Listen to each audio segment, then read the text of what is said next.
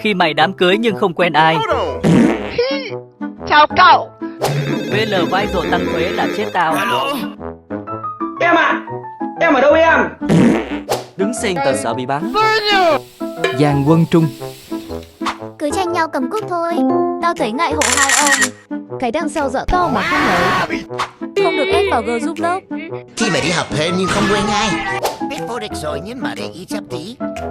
Tây Ban Nha còn editor美炸哥还必要tăng 200% thuế Tây Ban Nha.